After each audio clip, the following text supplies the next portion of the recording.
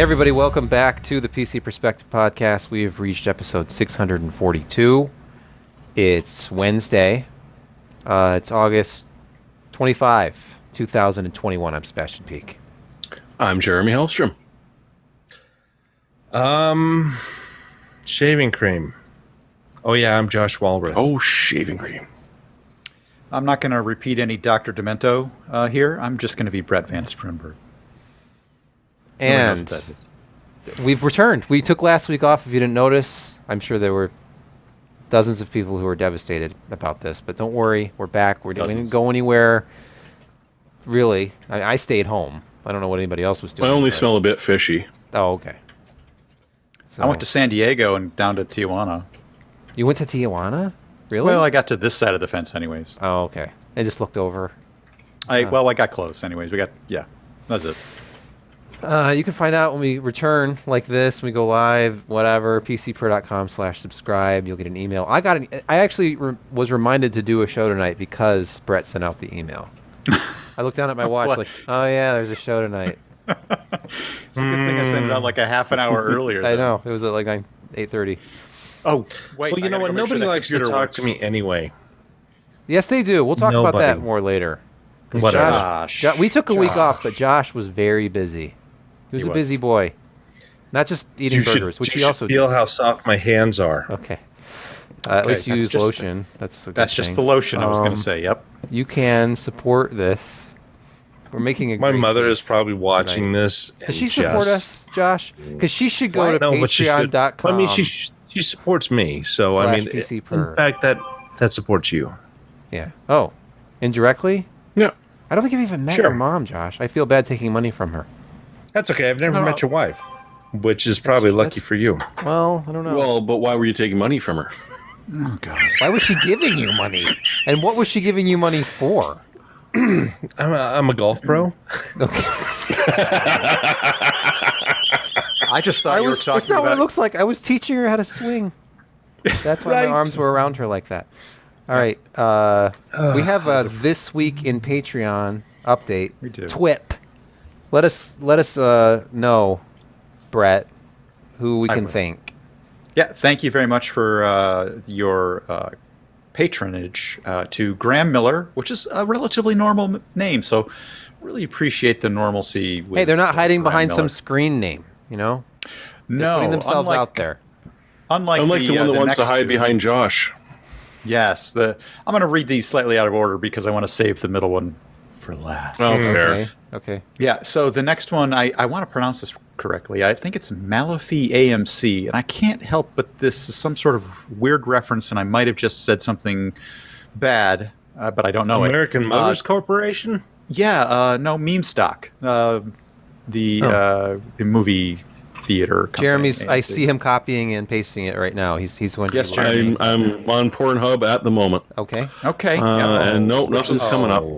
The name of this special patron definitely directed towards Josh. And if Josh, you want to respond to this, that's totally fine.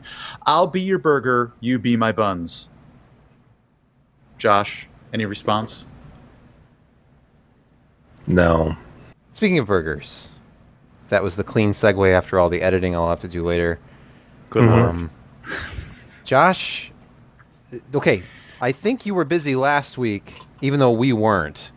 But this week, what did you have last week? I don't see it on the list. Last Wednesday, throw your mind down. Shaving budge fickin' brick of brack of firecracker sis boom ba. Let me look in my gallery, Okay. and I will let you know what I had the week before. Oh my gosh, did we talk about the kitchen sink? See? That's the kitchen sink. Good. And let me read this to you. And this, I'm going to go in for a triple bypass probably in about 4 months after this one. Josh, Triple? the word sloppy comes to mind. You know what I'm saying? Oh, and this week was sloppy too. But no, the kitchen sink is 2 beef patties topped with queso, pulled pork, caramelized onions, French fries, American cheese, and bacon. If you could think of a more unhealthy burger, you're going to have to like add Spam and lard, and that's about it. But this If you want, I can take a picture of one tomorrow. You probably could, but I don't want to see it because that's my fasting phase after what I ate. I understand. I probably won't be eating but much anyway, Friday. it was a good burger. it was extremely filling. I had to have a salad with it because already it had fries on top of the burger, so I just couldn't double up, and I needed to essentially roto-root my coronary arteries. But that's another story for a different day. So you went light this week to make up for that, right, Josh?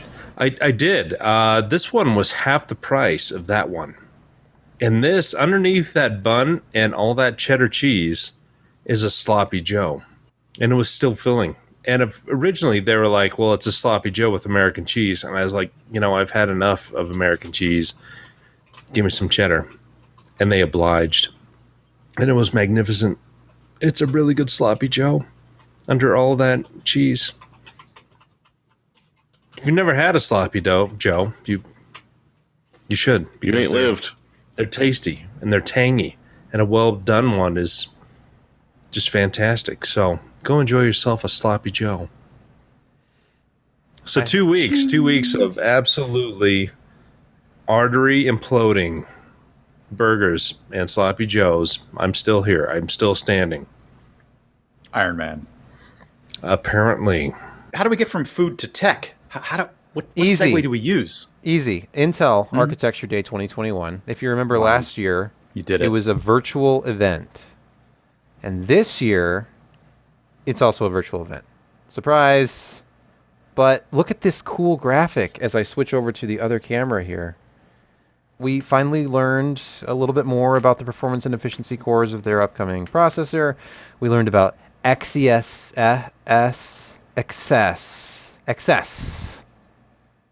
I don't know how to pronounce that. The DLSS competitor. It's a tale of two cores, as I wrote here, is Alder Lake. Reinventing the multi-core architecture, according to Intel. Which, I mean, it's interesting. And I don't remember if I put it on the list or not, but there are some Geekbench leaks already, allegedly, about performance and an i7 basically being within a couple percentage points of a 5800X from AMD. So it could be Intel's return to ARM desktop competition. architecture? Yeah, kind of. Yeah, it's like they're doing ARM but with x86. So they have their x86 performance cores, and then there are going to be efficiency cores. Wider, deeper, longer? Yes, that's what it Did they hire Yeah. the South Park guys? No, but because they went smarter. Wider, deeper, and smarter. Okay. So yeah, it's definitely the South Park guys. And what's the? I embedded their videos. That basically. Well, come on, they exactly shrunk Raja and all sorts of things. I pretty much anything press saw. You can just go to their YouTube channel and watch all the same, very highly polished presentations that they do now. I can't imagine anybody. Why would anybody go back to live events again when they have perfected this PR glossy version of things like Architecture Day? Because I tell you what, standing or sitting in an auditorium with 300 people with large screens and like 5,000 Audio. watts of sound while they're doing this, and you're getting a 50-foot high projection of what they're talking about, and especially in action scenes, it's a different experience. Let me tell you, the one of the slickest ones I still have been to was in 2004 with the 6800 series from NVIDIA. And of course, this is going back, and Ryan Just a couple of was years, there. Yeah. But anyway, I mean, they had Evanescence playing at like 11, and, Jensen's out there, and we've seen images that nobody's ever seen before, and they actually have a working architecture as compared to GeForce FX. It was impressive, and it was something that people were excited about, and you kind of felt it, and you were thinking, hey, good things are going to come out of this. And it was Nala.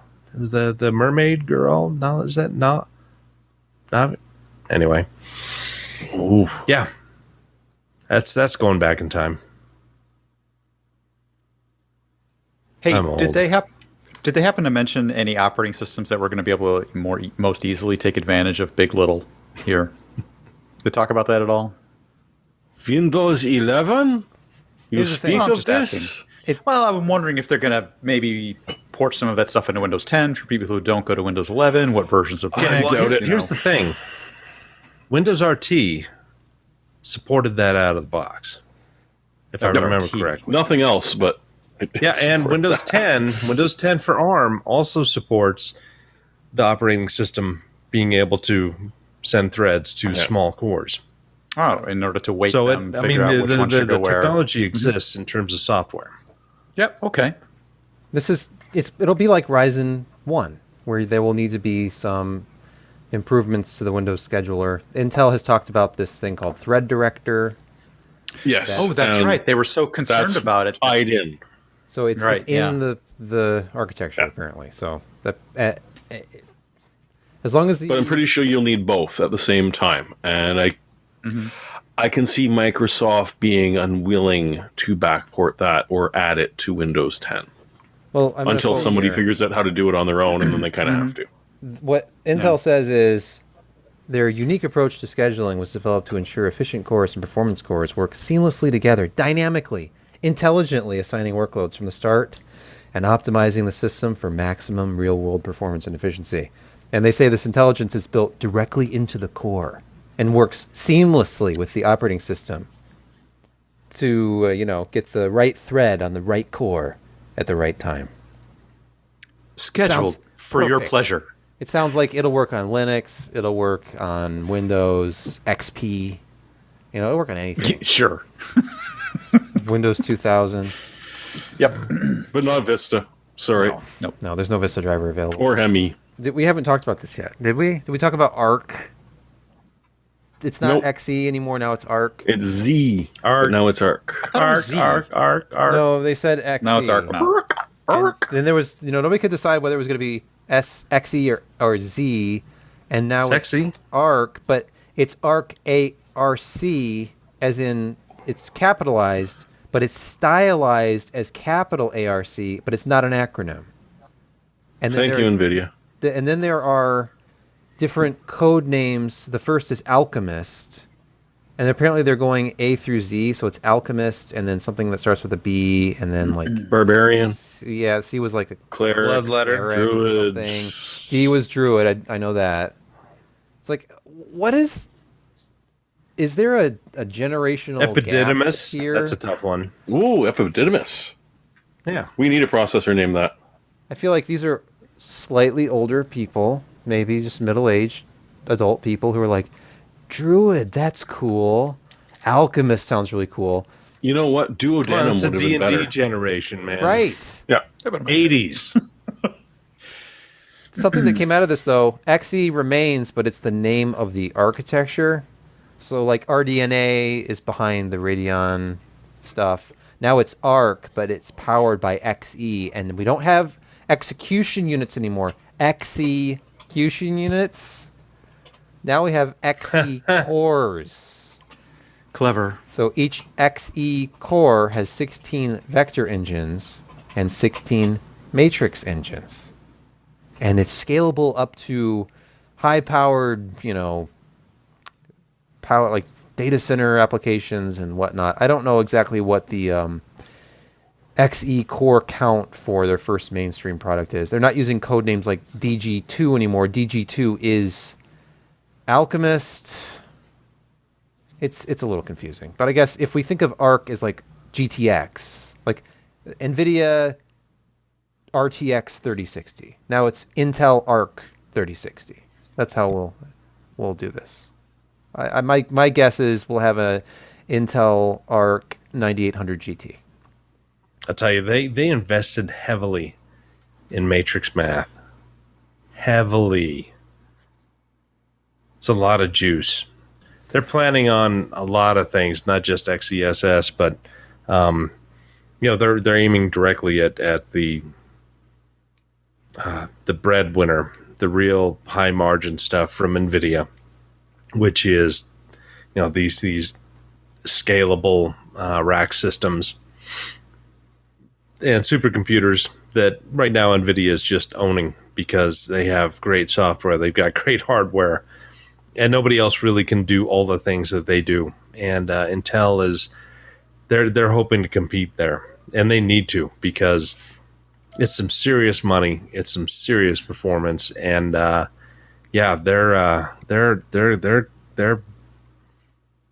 betting it all on this in terms of graphics, and I think they're going to do okay. I mean, the first generation maybe not, top end type performance, but it's going to be, reasonable. And I think that they're going to ask a reasonable price, at least MSRP. But we have no idea what, 6 months from now it's going to look like in terms of, what AMD and NVIDIA are able to provide in terms of actual physical parts that you could buy in a manner that is consistent with what we saw from years ago, not what we see today. So yeah, they're entering a very interesting stage of this development. And I mean, they've spent billions of dollars. They've brought in a tremendous amount of people. They have revamped their entire architecture. They have gotten all of their software people kind of on the same plane. Because previously, I mean, if you looked at the last 5 years of Intel graphics before, Raja kind of came in there was something like 27 separate architectures. I mean, they were very, very similar, but, it's like they sent a group off to go and develop something for a single different core. And then another group did the graphics on a different core. And next thing you know, I mean, you've got all these very, very disparate designs that you have to develop software for. And they've fallen behind dramatically in terms, and they've had to spend a lot of money to get things looking like what AMD and NVIDIA has in terms of user experience with like GeForce experience and Adrenaline or what is it still Adrenaline now? So yeah, they've got some catch-up work to do. And it's going to be interesting to see how well they actually are able to execute, because it's tough. I mean, you're starting not exactly from ground zero, but it's dang close, because a lot of the integrated graphics are, they're okay for what they were, but they always lagged, and their software was not always well received, even though they have a really interesting Linux strategy. My cat is really interested in my beer. Damn it, cat. Hey, Josh. Josh, you hey, kitty, that's my beer. Recently talked about, it never ends. Historical GPUs and components. Yes. In the YouTube chat, CR Poll asks, "What happened the last Intel-made GPUs? Were they no good compared to NVIDIA?" Don't mention the B. Do people don't know? Intel has made consumer GPUs before. They launched the AGP bus. That was the most feature.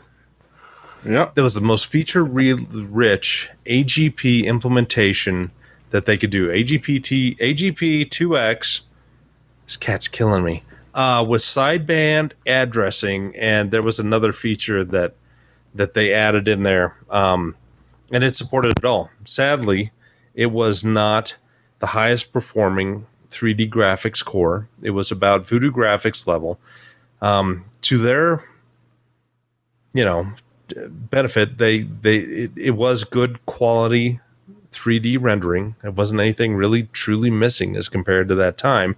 What it was is this cat, it's killing me. They had bought the 3D graphics unit of Lockheed. And this was originally like the Starfighter 3D, I think the chip was called. Mm-hmm. And and so they got it, and they brought them into Intel, and they added all these extra things in terms of AGP. It was heavy duty for connectivity, and it checked all the boxes for this next generation graphics architecture, but it was just slow. Well, it was Voodoo good enough 2 for was the very, very close to coming flight out. simulators. Or at least... But of course, they got the last laugh. Yeah. I don't know why it said GE Systems, because I swore it was Lockheed. Oh, my God. There it is. I-740. There it is. We should just know he's going to have one. Yeah. Let me get Oh, and they were so cheap. They were so cheap when... but the bad thing is they didn't run on SIS or VIA chipsets. Oh, Really? It was bad. 4-in-1 could not save you. Those are really popular, too. You needed to have a 440LX chipset for this to run. This is exactly what they did with GG1 because it was specific. It was kind of tied to the chipset because there are certain dependencies that they need a specific platform. Well, part of that, I mean, They were downloading the firmware. Sorry, but Taiwanese chipsets at this time, the quality was not just quite there. And plus, I mean, it was in the late 90s, and documentation was not fantastic. So, yeah, I mean, there was improvements made over time. So AGP4X was better, AGP8X, everybody had good compatibility. But boy, AGP2X full compatibility, it was grim. Running an ATI Rage 128 Pro on a VIA chipset, you had to default it down to AGP1X with all the other extras, bells and whistles, disabled. Because it just wouldn't work. Software, drivers, firmware, it was all awful. I mean, you didn't really have the internet community to meet up with nowadays. Like, this doesn't work. Please help me. It didn't work so well. It usually involved carding it physically somewhere else. Well, we need competition and availability. So, unfortunately, we have to wait until next year. There's still no DG2/Alchemist product until next year at some point. Yeah, Q1 is what they're aiming at. And they will still be fighting for fab space with everybody else because it's being produced at TSMC, right? Yep. Actually, did they mention what node this is being produced at? Is this 10? Is this 7? It's probably 7, right? You know, many people are assuming this first graphics part is going to be 7 nanometer. Okay. But we don't know We for shall sure. see. All we know is that TSMC will be making it. Speaking of things we And don't know for sure. Go ahead. Sorry, I'll one more thing. Considering that AMD and NVIDIA will not have their next generation stuff until at least Q3 of next year, it makes sense that they'll probably just use 7 nanometer. Speaking of Intel and things we don't know for sure, videocards.com, and I know I said video cards, but they do a lot of CPU stuff too. They published a report via something that's on the page somewhere. That it's a Geekbench leak through a Twitter account. So anyway, who knows? This could be an elaborate fake, but it seems genuine enough. It's an i7 12700 non-K. So it's 8 performance cores, 4 efficiency cores, and a total of 20 threads. This was not clocked. Well, the base clock is 2.1. The frequency was hitting up to 4.8.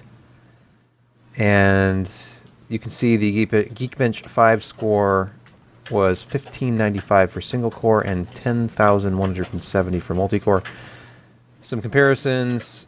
The Ryzen 7 5800X is about 70 to 80 points higher single-threaded. Multi-core was pretty close. 10,376 versus 10,170. So it's not too far behind. Oh, here it is on the chart. And that's also an 8-core part. So if they're competitive at the i7 level and have... Because the 5800X is really fast. The 5900X, obviously just a little bit faster.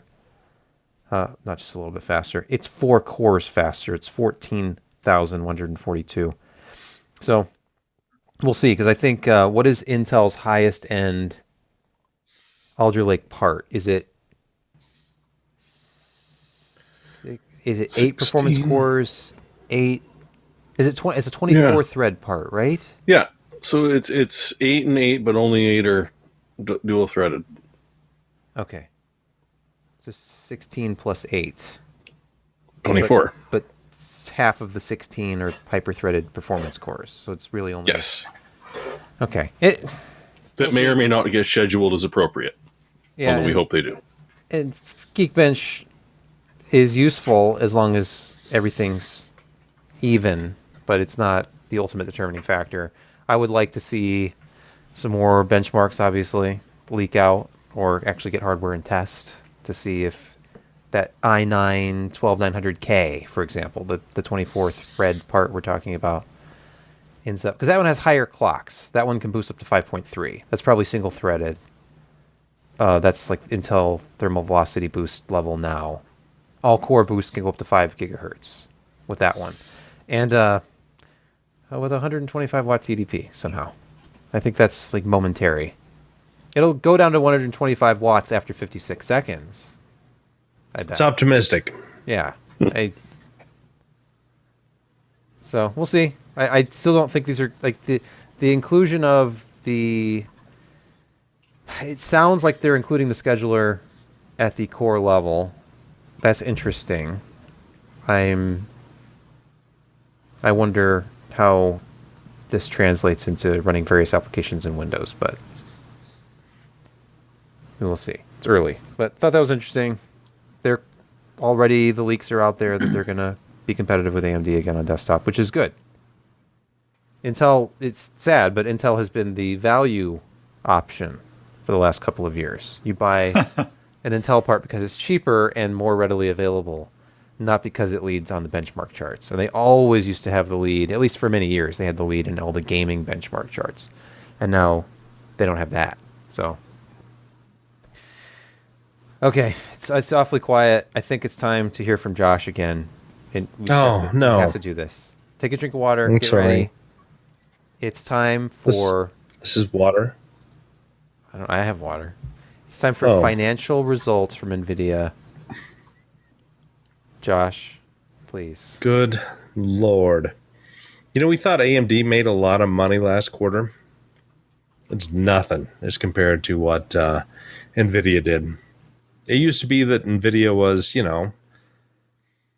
1.5 to 2 billion a quarter, and considering that they only had GPUs, they were performing right around where AMD did, which AMD had GPUs and CPUs. And then NVIDIA just really took off, and they continued to take off. And this last quarter, they had a record quarter that I didn't expect, but I guess I should have. They made $6.5 billion in revenue. That's insane. That's nuts from where they were 2 years ago. I mean, it's up something like, year over year, 68%. 2 years, it's like 120%. I mean, it's nuts. I mean, their growth has been meteoric, to say the least. And all of this is due to, they've done tremendously well in not only consumer graphics, but going into, real industrial type stuff has provided them with a lot of money. And they've backed it up with good software. I mean, CUDA is an industry standard, whether you liked it or not. If you go into universities and you find students who are doing machine learning or anything like this, heavy duty number crunching, they're using CUDA because it's easy to teach. It's software that is, it's C+ type stuff where you can get results out really, really easily with very little work. And I mean, NVIDIA has seeded a lot of these universities with hardware and direction and everything you could think of, and they have a great software outreach group. So when you put all these things together, they make a tremendous amount of money, and they are producing far more cards than what AMD is doing. I know Steam surveys are not the end all be all,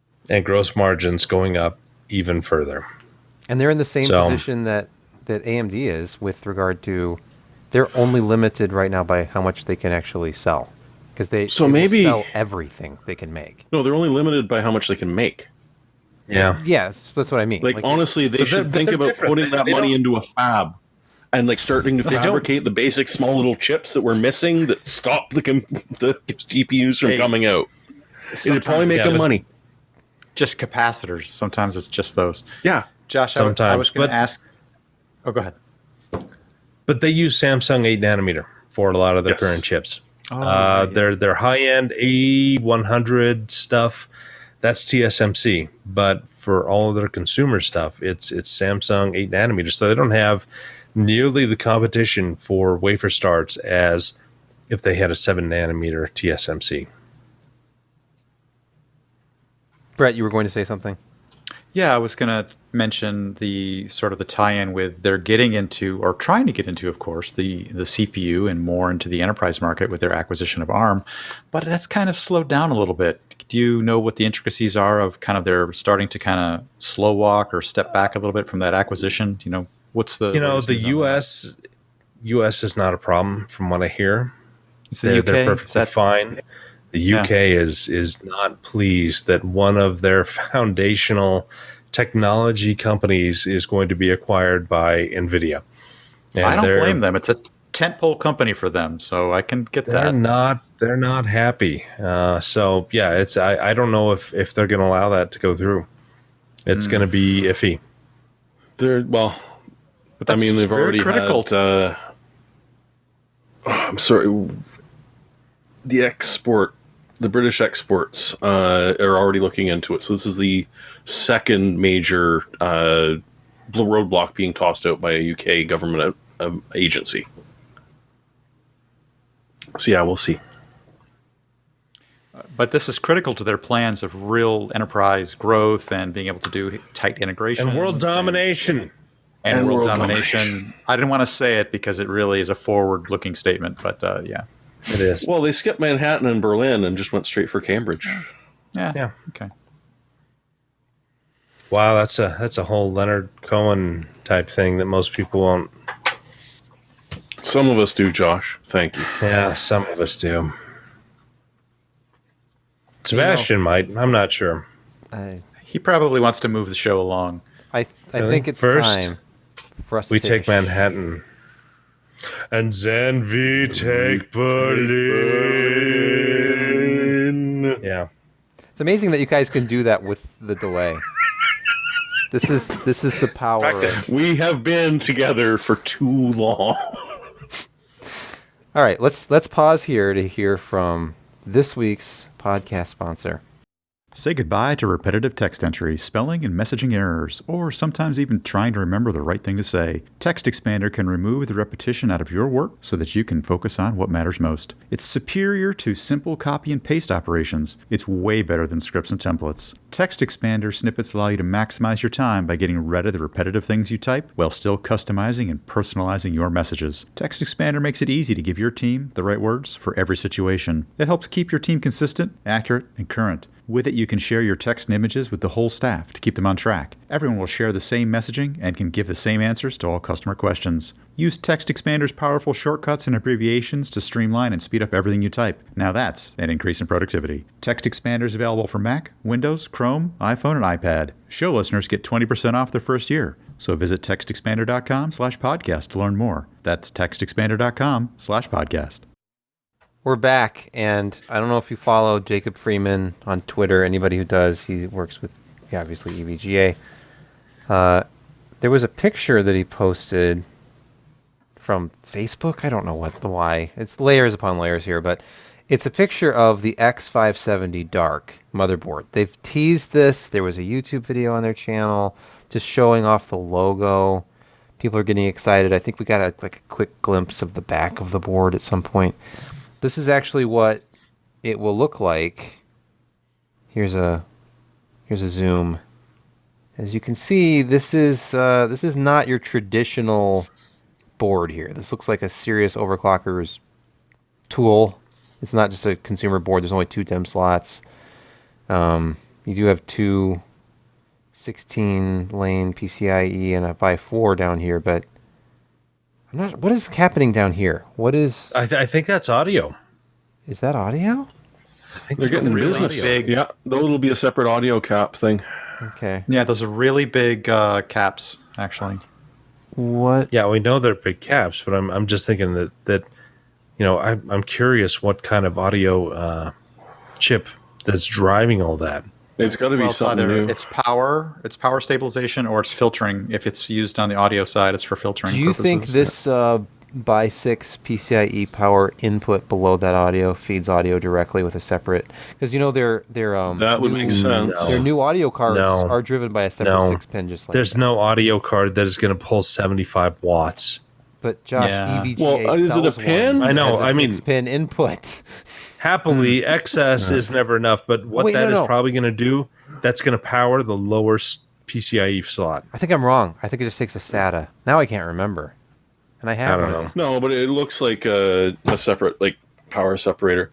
But I don't know. The vertical lines on it are kind of ruining it. My brain is stuck between deciding if it's a Dvorak or if it says dork. Yeah, Because there's also a Dvorak in there. It's just missing an A. Yeah. All right, what's up with the heat sinks here? Because obviously if the RAM is on the top, for audio listeners, you're looking at an ATX motherboard, but above the CPU socket, the memory slots are Is that where a- you normally have VRMs and VRM heatsink. Wonky USB port at the top beside the I reset. see that too. It's Yeah. got to be some kind of it's got to be RGB. no.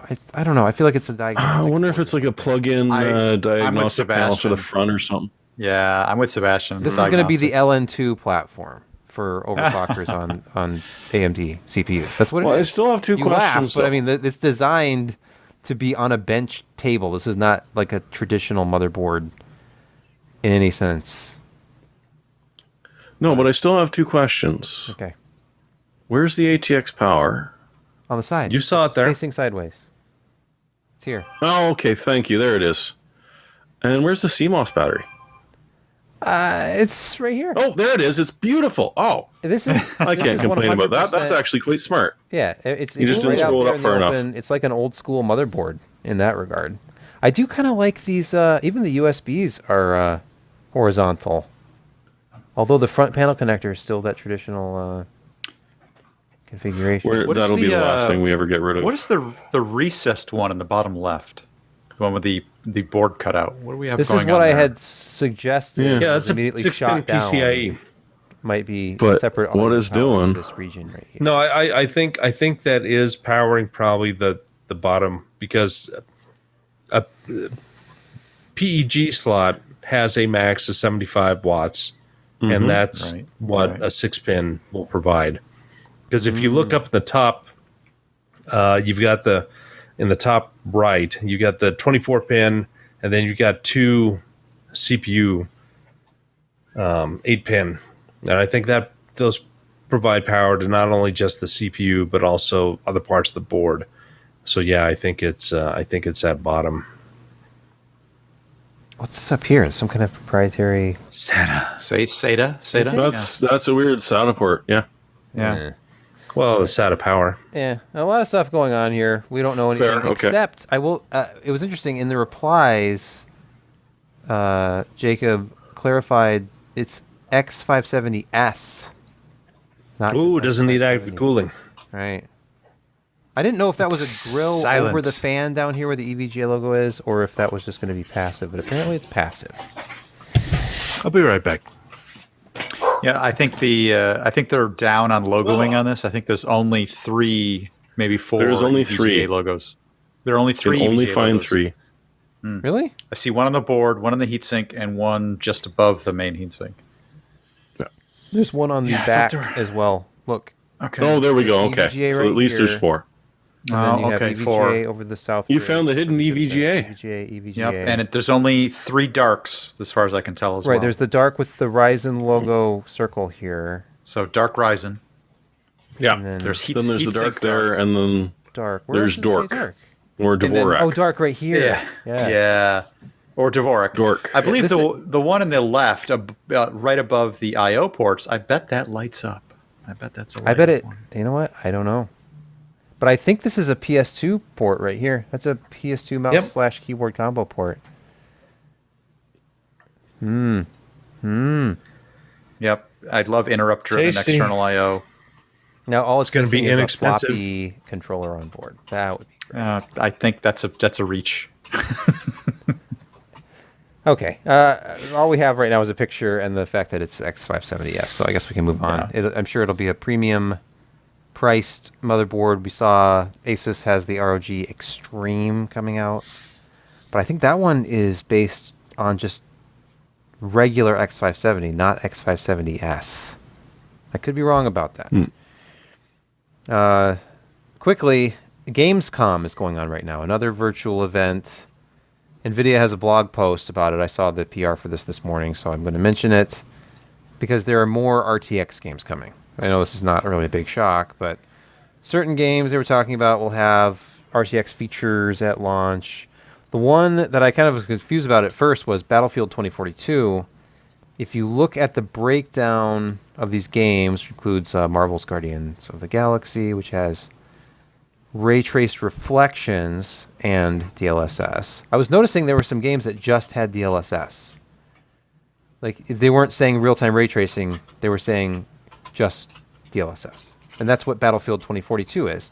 Enhanced with NVIDIA DLSS and NVIDIA Reflex. So this is going to be one of the Reflex games. Oh, I don't like Reflux. But I don't like Reflex either. I struggle with Reflex. But yeah, it's just, there's no, like, I was looking, like, rereading this, there's no, like, real-time, like, ray trace reflections, global illumination, shadows. No, it's just DLSS and Reflex. Is this the future? Will there be more games released that are RTX branded but don't have real-time ray tracing? I thought that was weird. Yeah, you got to change your engine around to do RTX, but not so much with DLSS, from what I understand. I could be wrong, but... Let's see. Myst is going to have real-time ray tracing and DLSS. It'll be great looking. I'm sure it will be, actually. I would rather play this to demo RTX than Minecraft, personally, but... Yeah, I'm with you. What about the Lego game? That one looks amazing. I have not played it yet. It's the best looking demo I think I've seen. It does. So far. It's weird. Yeah, it looks ridiculous. What is... Well, oddly, Lego has sort of embraced the online world, which you wouldn't expect from them, but they have. Hey, look, Minecraft stole Lego and made a game out of it.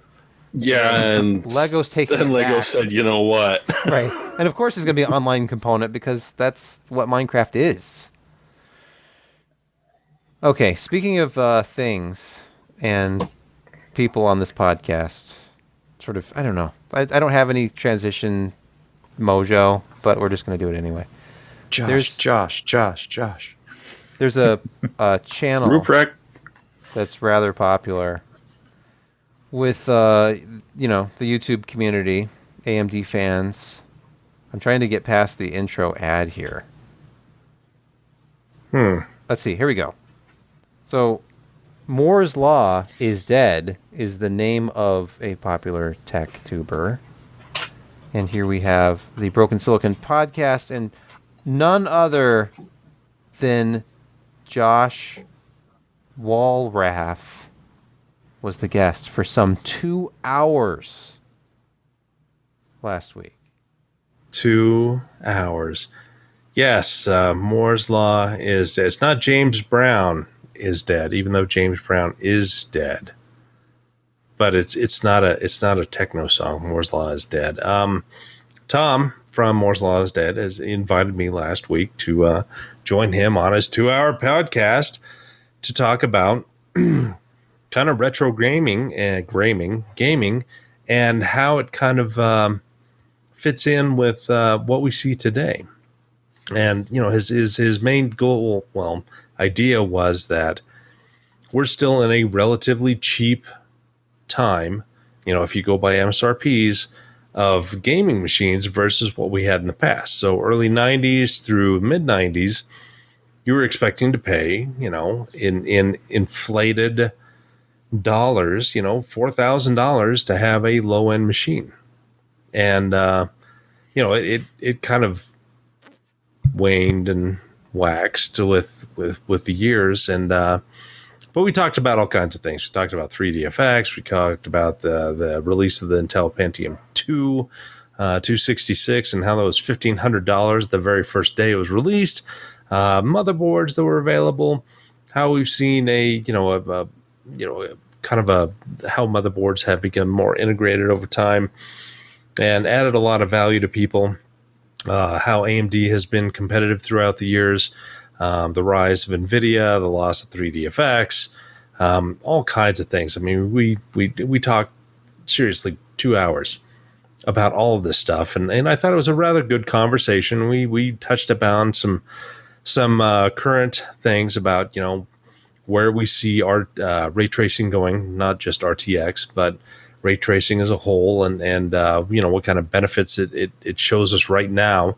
And who could benefit from it, and why it's important, and why it may be not nearly as interesting as some people put it out to be. But yeah, it was a pretty good and coherent conversation for that amount of time. So yeah, if you want to go check it out, and sometime we'll have Tom on the podcast here in the next few weeks, I think. And it'll be a nice little back and forth. He's got an interesting channel. He's an interesting guy to talk to. You may agree with some stuff, you may disagree, but he's kind of at the cutting edge of all the rumors and leaks that have been coming out lately about all the major players. So it's kind of fun to sit down and chat with him. He puts together some reasonable projections and maybe some educated guesses as well. It is a fun show to listen to. Yeah. Yep. His regular Moore's Law is dead. Or the audio, kind of the podcast that you were on is kind of an audio show. So, yep. Yeah, usually his stuff is 15 to 18 minutes, 15 to 20 minutes. So, yeah, but you get you talking and yeah. He just had to feed you a topic. That's sad. You miss the old 2.5 hour podcasts, don't you, Josh? No, I don't. Not at all. No, not in the least. No. Okay, TechSpot did an interesting article. I actually read this on my own time. They were comparing CPU cores and cache. I have a comment about this, though, just because, as interesting as this is, it feels a little It's a weird pain in the ass to try and level stuff out, and they did a good effort. This idea is, how much is the massive amounts of L3 cache, especially on the Ryzen side of things, affecting performance when you are CPU bound? And it seems reasonable to think that, all other things being equal, here at the bottom of this chart, just look at this, 6-core Intel processors, and by the 6 cores I mean only 6 enabled, so 6 cores enabled on the i9-10900K. You still have 20 megs of cache, regardless of how many cores are enabled. 20 megs of L3. And as you can see, it scales with cache. You go from an average of 429, because this is like ultra high frame rate gaming, to 470 to 508, and you're jumping from 12 megs to 16 megs to 20 megs of L3. Now, a problem here that one of the commenters made on the article that I kind of thought about, like, if you're getting this kind of scaling impact from, I don't know, maybe I'm backwards here, because if you're scaling this much, I just wonder if 1080p is low enough. And this particular game, this is Rainbow Six Siege, Vulcan. It's at 1080p ultra. Well, which is also one of the ones where it's actually visible. Like, there's a reason you picked this one, because it's actually visible on this one. Because it's uncapped, so. I guess my thinking is, if you're going to do 1080p, you need to do low. There's, like, this one's very close. Here's Horizon Zero Dawn. They're doing that Ultimate. Is a better example, I think. Okay, I was looking at the wrong chart. How many games are CPU bound at this point? This game is obviously GPU bound even at 1080 Ultimate, because you have anywhere from 165 to 168 It's just normal variance in benchmarking is like 1 to 3 FPS. So the lowest average number here was the 10600K at 165 frames per second. And then the i7 and i9 both had 167. And then it was 167 with 8 cores enabled and 168. And then 168 again with 10 cores enabled. It's obviously GPU bound here at 1080 Ultimate. That's what the commenter was saying. And it makes sense. Right. Do 1080 low or do something crazy. Do 720 low. Just create a situation where the GPU could just run amok unless the CPU was holding it back. But then it brings up the argument of how valid is that of a test? Who's playing 1080 low at 500 frames per second? Who's playing... Well, to quote you're just trying to exacerbate the differences between the CPU models you're testing. Yeah, but it irritates me to do it. It's become... well, of course it does. It's like, okay, if I run these tests at 320 by 200 at minus low quality, like 320 by 240. Come on, get it right. There you go. Well, I mean, old DOS games right. were 320 True by hipsters. 200, but, if you run that low, then you will see... Probably you will get into situations where everything is CPU bound. Maybe even integrated graphics would be CPU bound at that point. If you're doing like... That might be a more valid test. Let's do one just because by you're still one hitting pixel. the same buses. 1 by 1 pixel. And make There you go. the best quality pixel. The single quality. photon test. How fast can it blink that pixel? But and I say this as if, we've already figured out how to do this, but if they could figure out some CPU bound productivity apps and test it that way, it would be significantly more valuable. Now, people aren't really interested in Excel benchmarks, but I would argue that they're almost as excited about that as they are playing Battlefield 2042 at 1080p low. But yeah, no, I still think these type of tests have value, but we've hit the point, not just from the hardware side, but from the programming side, where trying to find a GPU or a CPU bound game is next to impossible unless you go for one of the old benchmarks masquerading as a game, in which case, well, it's 6 years out of date, so who cares anyways? So while I still think this sort of stuff is valuable, we need to find a better way to do it. Well, it was nice to see these guys at least try it out. And, disabling cores on the Intel systems and clocking them all the same, that I got to respect the amount of work that would have taken. Yeah, and from experience, I can tell you that you can spend a tremendous amount of time trying to figure out where the bottleneck is between CPU and GPU and accomplish almost nothing. And I did this long ago. Here's an article I wrote for the site in 2015.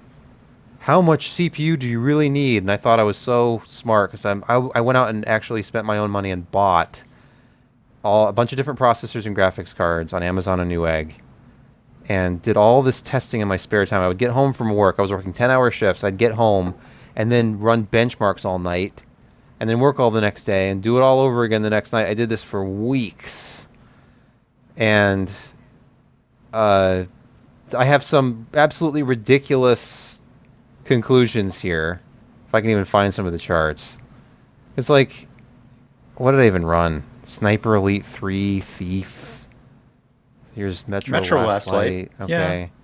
But the problem was, I think, because it was over such a long period of time, and I ended up with these just pages and pages of spreadsheets, all this data. Some of the results, I think, got a little muddled, and I didn't fully understand, I think, the differences between samples of the same GPU, because I had like 2 of one GPU. So I thought, I can save time by doing tests on 2 benches at the same time with all the same stuff, and there's sample variance, so that's not valid anymore. The present day version of me would have trashed all these results, but back then I didn't know any better. So I borrowed a 9590 from Ryan, and I think all the other stuff I got. No, I think I borrowed the i5 and the 9590, and everything else I went out and bought.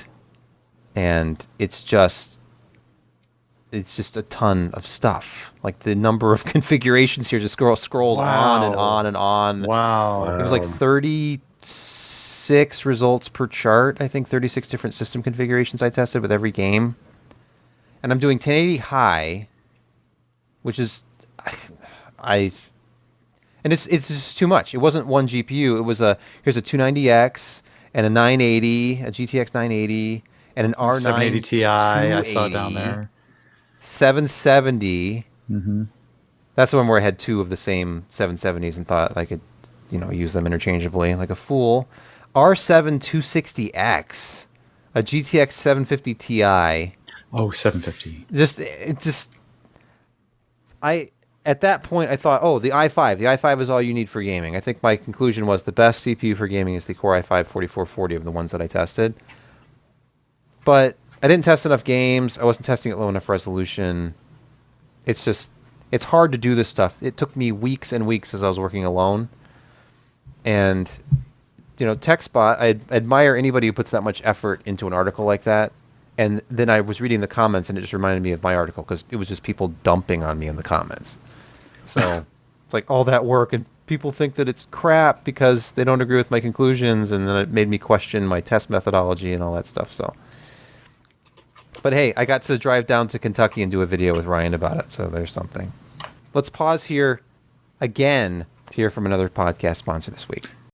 When SimpliSafe's home security founders, Chad and Eleanor Lawrence, designed their first security system in their kitchen, they did it for a very personal reason. Their friends had just had their home broken into, and they were struggling to find a security system that was simple to set up and would make them feel safe again. And now making people feel safe is what SimpliSafe has been all about, and they've been doing it since that moment 15 years ago. It's a passion to protect people, driving their every engineering detail within their products, and it motivates every interaction with their customers. SimpliSafe is making it easy. It takes about 2 minutes to customize the system on their website. Check them out at simplisafe.com/PCPer. SimpliSafe has highly trained security experts ready to go whenever you need them. Whether that's during a fire, a burglary, a medical emergency, or even just when you're getting the system set up and configured, there's always somebody there, and they've got your back helping to keep you safe. Show listeners can get 20% off on a SimpliSafe security system and get your first month's free when you sign up for their interactive monitoring service. Just visit simplisafe.com/PCPer to customize your system and start protecting your home and family today. Go over to simplisafe.com/PCPer and start configuring a system.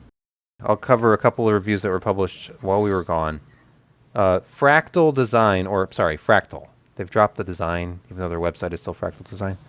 Fractal Torrent, high airflow case. And you don't even need to read my review, because no sooner did I publish this than I went around looking at other people's takes on this.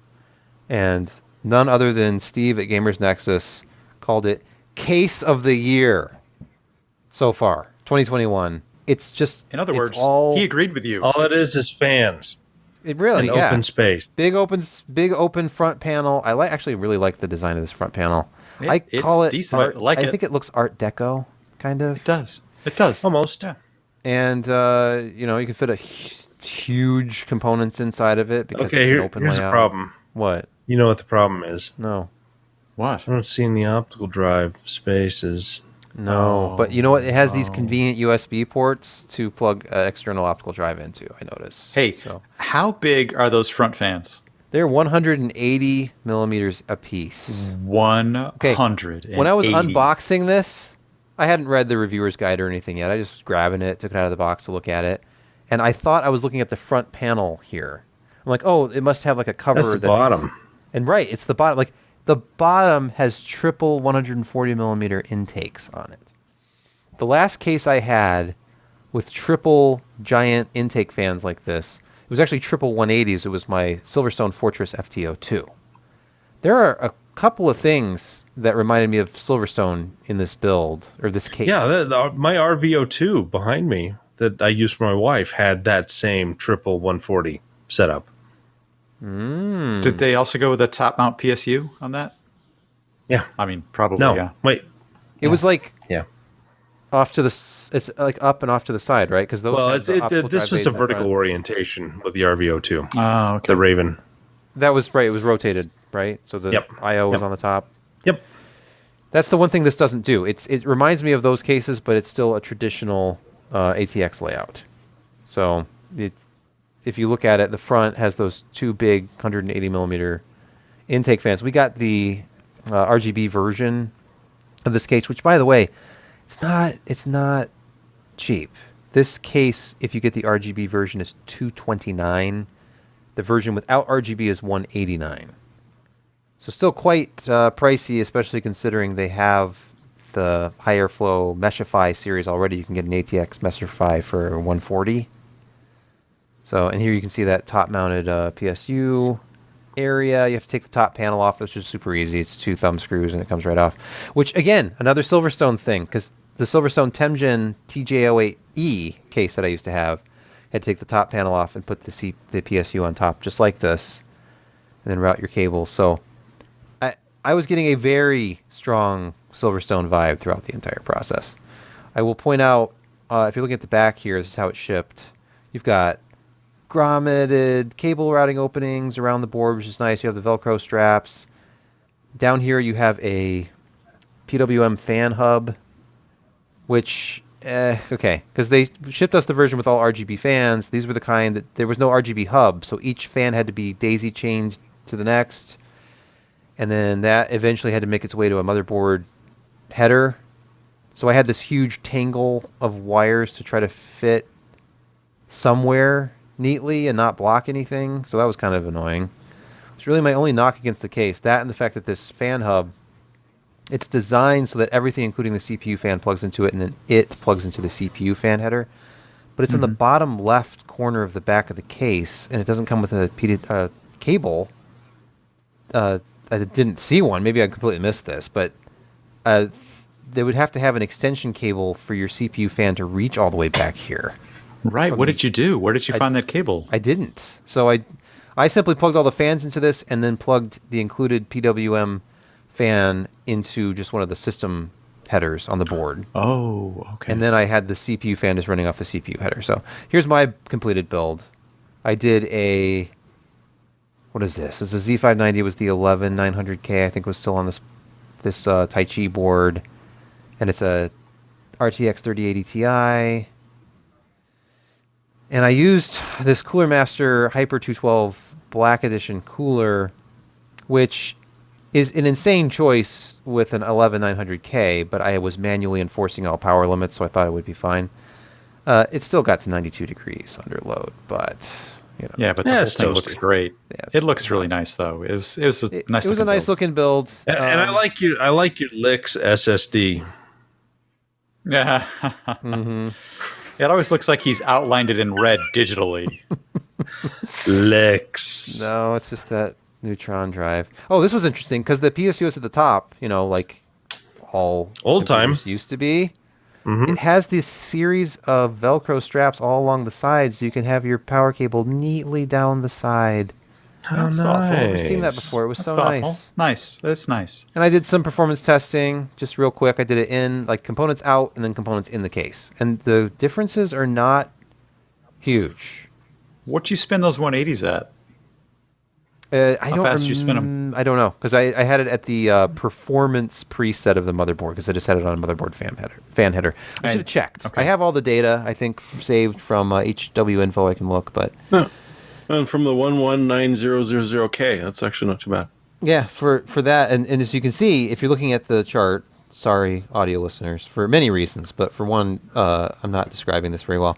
The open test bench, the GPU... was 11.6 degrees above ambient at idle, which is a 0 RPM idle. And then 51.3 above ambient at load. Inside the torrent, it was only 6.7 over ambient at idle.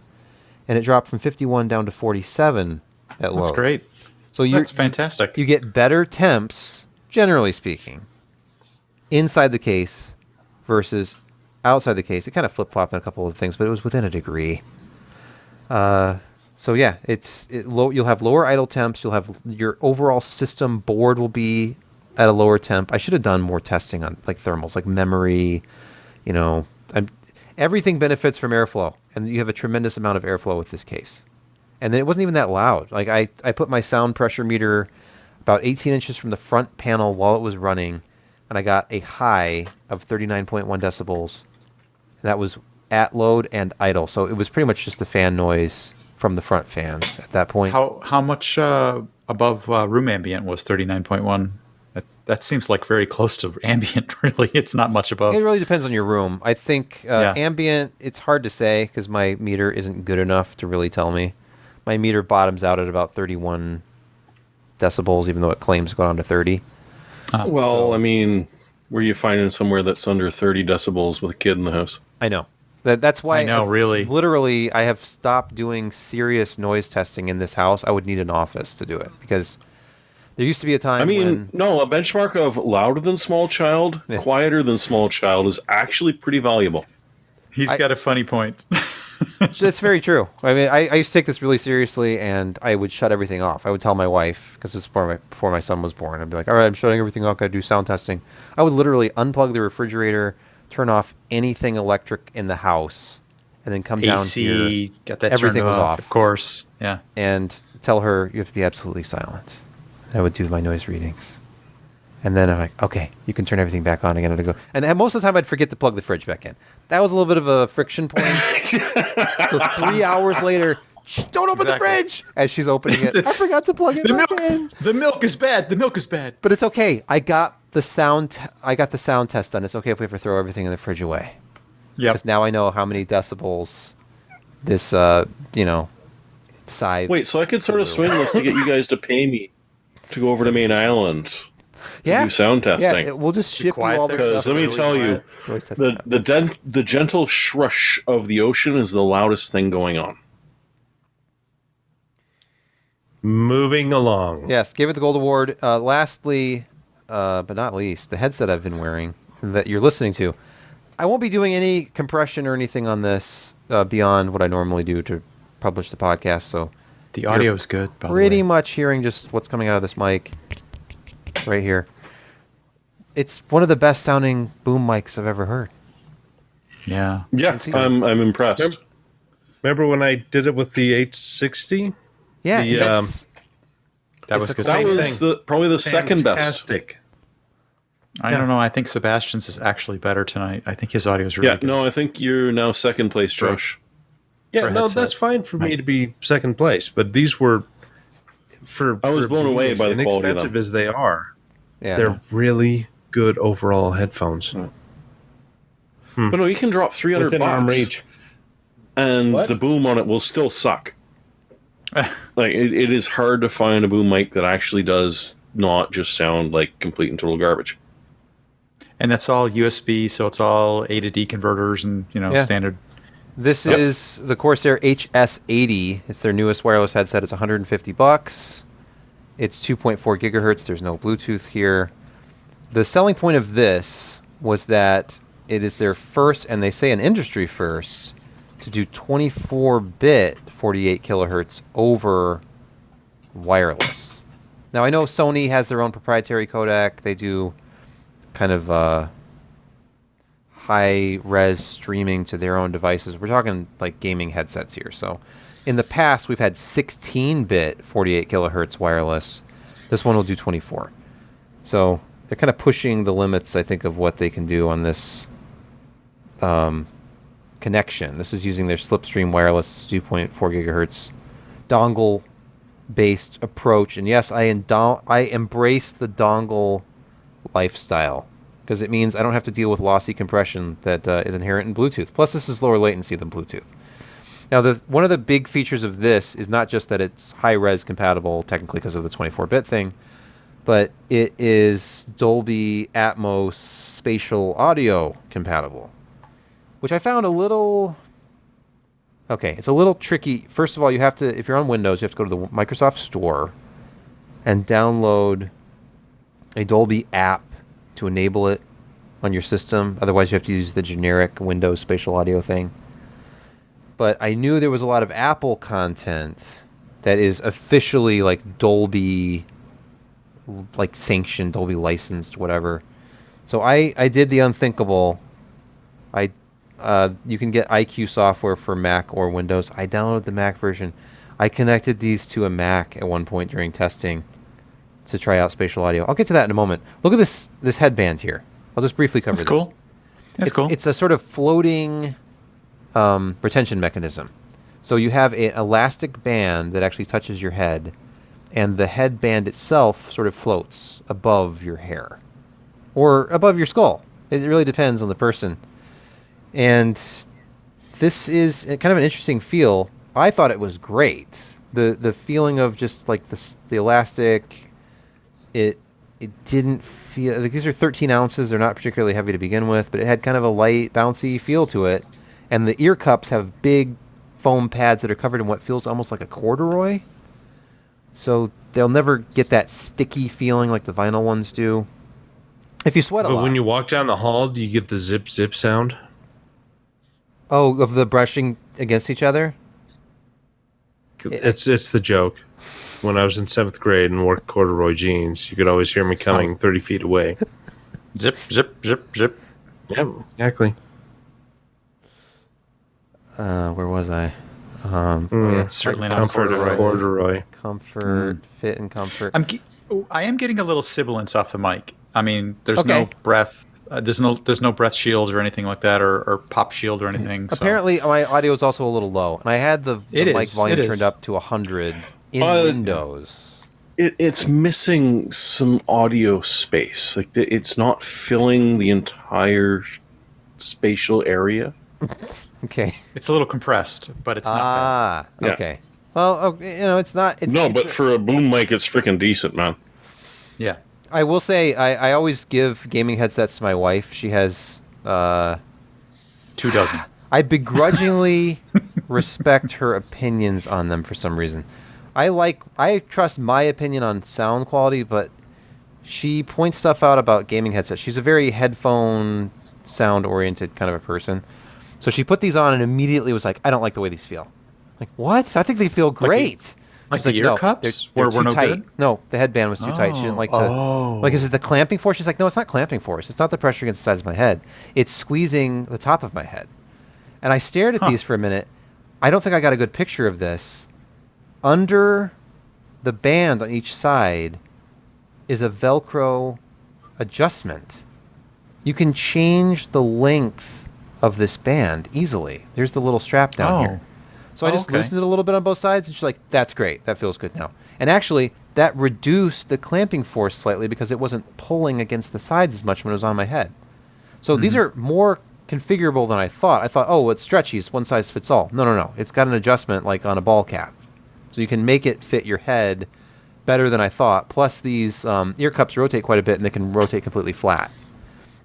So I thought comfort was very good. They're not too heavy. Their sound, their lower frequency control and depth is outstanding. I did some like audio sweep tests. It'll do 30 hertz with power and control. Rolls off very fast below that, but highs were very crisp. They have kind of a bright sound, Josh. They have that grado sound. They're mid-rangey and heavy, kind of aggressive sounding. They're not that scooped Smile EQ sound at all. And I did some spatial audio testing. Here's a little screenshot. I was listening to like the spatial audio, made for spatial audio Dolby Atmos demos. And it's interesting. It's a subtle sort of effect that just sounds like they've remastered the track to isolate things to the left and right channel more. But it did a good job. I thought these were great. I was surprised that I saw some reviews that weren't as high on the sound quality as I was. But it's like, what else do you want? The only thing I really didn't like was headroom of the audio amplifier in wireless mode, which I kind of expect. This is the thing I ran into the last time I did a pair of wireless headphones. You just don't have enough power to listen at high volumes and still get that dynamic punch when the sound gets louder. There was nowhere else for it to go. They had more headroom when it was plugged in, but when I backed off to what I think regular people would consider a normal listening level, which is not, one click away from full blast, then it was dynamic. So I still give it the editor's choice because I was kind of surprised at the price. I thought this would be kind of in the $200 range because that's where other premium wireless headsets have been recently, but the sound is really, really good out of these, though I am biased towards that sort of grado sound. I like it. Mid forward. Yeah, I like it when horns and I listen to a lot of jazz. So like the saxophone is very prominent, the piano is very prominent, but the drums are still clean and crisp, and the bass is very well controlled. These are like the best. So it's tight. The bass wireless is tight, jazz not muddy. headphones I've ever Yeah. heard. Yes, but other things like soundtrack audio is very good. It feels like a small sub. Imagine like an 8-inch sub in your room. It's not overpowering, but you can feel that bass, like the sub that would come with a pair of 2.1 desktop speakers. Anyway. Yes. Moving on to picks. Picks of the week. And as is customary, Josh will start us off. Sub $200 2 terabyte NVMe SSD. It's I've heard of these guys before. They're now the new kind of budget group, the Inland Platinum 2 terabyte. I think it's a E12 Phison E12 controller.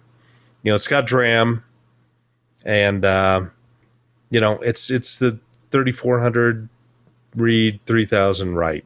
And I mean, the IOPS aren't anything amazing, but for under $200, it's a solid performer. And I can't say enough about having a NVMe as a game drive. And with 2 terabytes, you've got enough space to be able to juggle around quite a few titles. Not as much as 4 terabytes, but beggars can't be choosers. Jeremy. Well, I mean, I still can't help you with a GPU unless you want to buy an entire system with a nice GPU in it for the same price that some arsehole is going to try and sell you a GPU for. But are Ryzen CPUs ever getting dirt cheap? Like right now, they've knocked the 3700X down to 324 Canadian. I'm betting if you went to the American version, it would not be much more than about 260, 280. Which is just stupid cheap for a really good part. I kind of wish it was an APU. I kind of wish that both Intel and AMD were a bit more providing with the APU, so at least you could have a graphics output as opposed to that old GT 6800 you got sitting around somewhere that you still have to use. In the U.S. Oh, God, you guys are getting ripped off. 309, but this is 309. That's Ant Online. Oh, I can buy it used for 289 though. Yeah, well, this Gently ain't used. Gently. Yeah. Only mind about Gently used. So yeah, if you're American, don't pay attention to this. But it's still 289. But yeah, up here, up north, and if you don't like Newegg, a lot of the local retailers are selling it about the same price. It's frickin' brilliant. It's got a bit of cache to it. It's also got a nice 4.4 gigahertz boost to it, and honestly has enough cores for just about everything you want to use. There was a better deal, but it ended in 4 hours, so I decided not to tease people. Okay. It's the tradition, though. We always talk about things that. Don't you tease me, please me. All right, Brett. Yeah, there's been. Oh yeah, so I'm all about I'm all about bringing the tool wherever. So the Skeletool is the Leatherman Skeletool is actually I love this one. allowed to be brought TSA? on airplanes.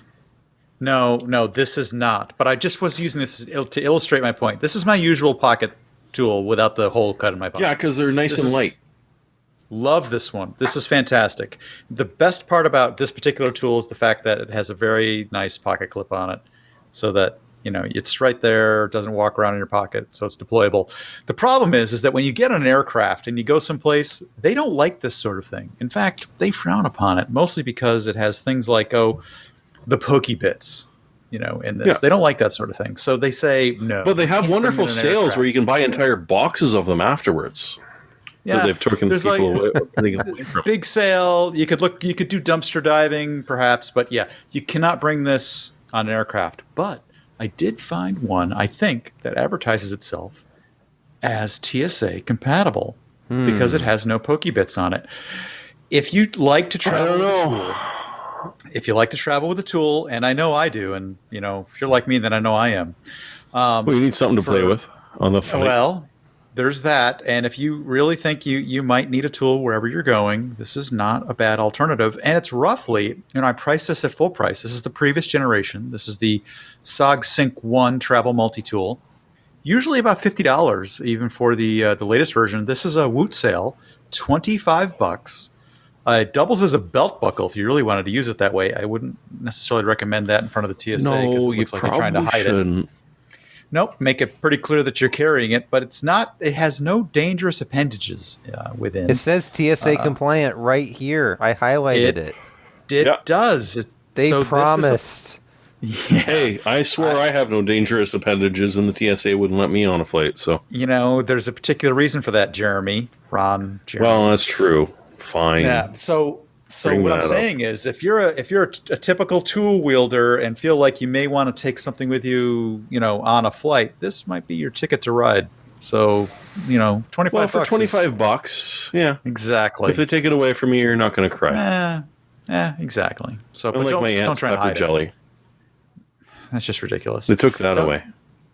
And I felt toolless when I ended up in California. Completely toolless. Yeah. Well, it's California, so there's plenty of there were plenty of tools walking around at that point. Yeah. Sebastian, do you actually have a bloody pick? I do, and this is very topical because today I had a technician come out to look at our air conditioning unit outside because it had quit working. It wasn't working all that well, and then yesterday afternoon it stopped entirely, and it's been 91 to 94 degrees with high humidity for the last few days. And I looked at the forecast, like, it's August, it's late August, can I just wait till spring to have my AC replaced or something? Yeah. No, Surprise. I'm looking at the forecast, and my wife is dying. She doesn't like it when it's hot at 90, night, so she 94, can't sleep. And 95. No, that heat dome I had about a week and a bit ago, well, your turn. Yeah. Parts. It's like July again. And we're on August 25. But anyway, I had kind of thought it might be a start capacitor for the fan. And I went out and poked the fan with a stick, and I got it running again, but it was only running at like half speed. Like, this is wrong. And it was blowing warm air. I was very concerned. I needed a new AC unit. But the tech came out today, does some, fiddling around, and then walks up to me with one of these round dual-run capacitors. And he's like, see how that's bulging? And I'm like, yeah. He's like, that's supposed to be flat. I'm like, right. Bulging capacitors are bad. So he replaced it real quick, and everything works bad. And Kate. And then, of course, after he left, I looked it up, and I'm like, wow, these are not expensive. This is less than I paid. Multiply this $23 by, 10.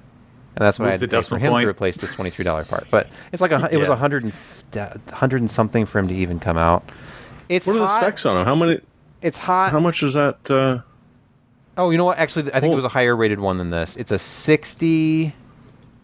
I think 60 plus 10. Okay, it might have been a little bit more expensive than that. Because I'm looking, this one's $38. That's a 50 plus 5. So 50 plus... No, our phone system blew a fuse about a month ago. Yeah. And you remember back in the day when you could just find an electronics store that could sell you a fuse? It was called Radio Shack. Yeah, I remember those places. That was great. They're not... They don't exist anymore. I know. And the 2 or 3 that do, that I actually visited personally, are like, well, yeah, technically they still pay us rent, but they don't really exist there. We think they're sort of a cover for something else. Okay, good to know, but all I wanted was a capacitor. Or in this case, a fuse. I had a pair of speakers, the mid-range went out on one of them. I pull out the crossover, I was looking at it, and I could see that one of the resistors was cracked. It's like, oh, and it was a pin through, super easy. I'm not very good at soldering, but I'm like, I can do this. Of course, Radio Shack doesn't exist anymore. I ended up having to find it from a third-party seller on Amazon, and I had to buy 10 of them. It took like a week. So finally, I get this thing in the mail. It's a card with all these capacitors. I pull one off. I solder it in, and the speaker works great, but I miss being able to drive down the road and just like go through the bins and find stuff like that. Yeah. Yep. Oh, well. All right, well, that was my pick. AC works again. Allelectronics.com. Yeah, but I want in town, Brett. Brick and mortar. Yeah. Sorry. That you're an audience of one, or we are an audience of a handful of people. Just like me. There are. At or over the age of 40 who miss Radio Shack. And know how to solder. And don't pretend like you're the kid. The source is the same thing? Don't pretend what? Don't forget you're like the kid here. Like, embrace the internet. Just order it from, electronicparts.com. Like, no, I want to go into a store. I miss shopping at Toys R Us for my son. I liked going into the store. We still have that up here. Oh, you do? Jeffrey the Giraffe. We don't have it's crap. We also have The Source, which is the last remaining bits of Radio Shack, and it's awful. Great. It's like discount Best Buy. Or Fry's. Wait, discount Best Buy was called discount Best Buy. Come on, I've still got Optimus speakers in my house. So. And they still work, don't they? Oh, nice. Yeah, and they do. Still go strong. I had a set of. I still have a set of Minimus 7s. Remember those, the little metal ones? Those, and they sounded really good for their size. They're my surround speakers. Yeah, for 7.1. Excellent. Really much bigger than their size would lend you to believe. Yeah. Anyway. Yeah, it's that time. We've reached the end of another show. We did it. And we've returned to a longer format. I'm not sure how long it'll be after we cut a few things out, but... And this was only like 8 stories, too. I know. It's because we had like a 2 weeks sort of thing, and we kind of felt like fresh coming into it, I guess, maybe. I don't know. No, I don't think so. I don't feel fresh at all. Anyway, thanks for joining us for the PC Perspective podcast. This has been episode number 600 and blah, blah, blah. And we've enjoyed talking to you some more and blah, blah, blah. And anyway, y'all have I got to go. Wonderful evening, morning / afternoon. Good night.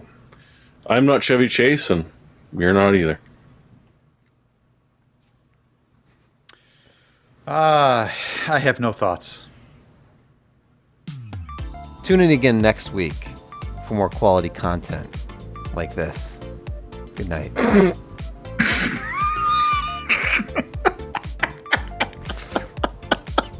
You know what killed me was the wink. That's what broke me up. That guy. That's quality content. Hang in there.